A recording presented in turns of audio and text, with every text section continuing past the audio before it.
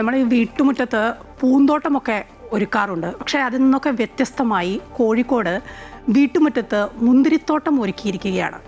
പേരാമ്പ്ര സ്വദേശി ശ്രീനേഷാണ് മുന്തിരിത്തോട്ടം ഒരുക്കിയത്. വെറുമൊരു കൗതുകത്തിന് തുടങ്ങിയ കൃഷിയാണെങ്കിലും ഈ നേട്ടത്തിന് പിന്നിൽ ശ്രീനേഷിൻ്റെയും ഭാര്യ ഷിജിയുടെയും 6 വർഷത്തെ കഠിനാധ്വാനം കൂടിയുണ്ട്. ആ റിപ്പോർട്ടിലേക്ക്.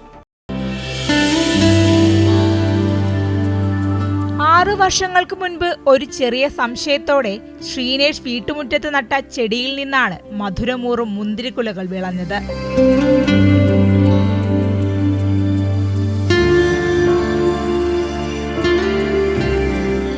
ജൈവവളത്തിന്റെ ഉപയോഗവും ശ്രീനേഷിന്റെയും ഭാര്യ ഷിജിയുടെയും കൃത്യമായ പരിപാലനവുമാണ് ഈ കൗതുക കാഴ്ചയ്ക്ക് പിന്നിൽ. വർഷത്തിൽ 2 തവണയാണ് ഇവിടെ മുന്തിരികൾ വിളയുന്നത്. വിളവെടുപ്പിൽ 2 കിലോ മുന്തിരി വരെ ലഭിക്കുന്നുണ്ട്. ആദ്യം ഒരു കൗതുകമുള്ള രീതിയിലാണ് നമ്മൾ നട്ട് വളർത്തിയത്. നല്ല രീതിയിൽ പരിപാലിക്കണം എന്ന് തോന്നി. അതുകൊണ്ട് തന്നെ അതിൻ്റെ ആ രീതിയിൽ നമ്മൾ യൂട്യൂബിലൊക്കെ നോക്കി കാര്യങ്ങളൊക്കെ മനസ്സിലാക്കിയ ശേഷം വേണ്ട വളക്രമങ്ങളും ആ രീതിയിൽ കൈകാര്യം ചെയ്തപ്പോഴാണ് കുറച്ച് നല്ല രീതിയിൽ നമുക്ക് കിട്ടിയത്. 4 വർഷത്തോളം നമ്മൾ ഇതിൻ്റെ മുകളിൽ വർഷവും 2 സീസണായിട്ട് കായ്കൾ ഉണ്ടാകുന്നുണ്ട്. ഒരു പ്രാവശ്യം കായ്കൾ ഉണ്ടായിക്കഴിഞ്ഞാൽ നമുക്കിതിൻ്റെ ഇങ്ങനത്തെ ചെറിയ തണ്ടുകളും ഇലകളൊക്കെ വെട്ടിമാറ്റി വലിയ തണ്ടുകൾ മാത്രം വെക്കുക എന്നുള്ളതാണ് ഇതിൻ്റെ പ്രധാനപ്പെട്ട ഒരു പരിചരണം എന്ന് പറയുന്നത്.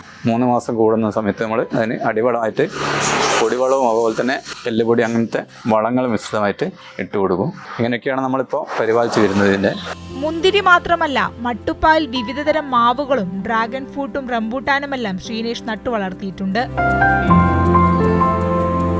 അമൃത ന്യൂസ്, കോഴിക്കോട്.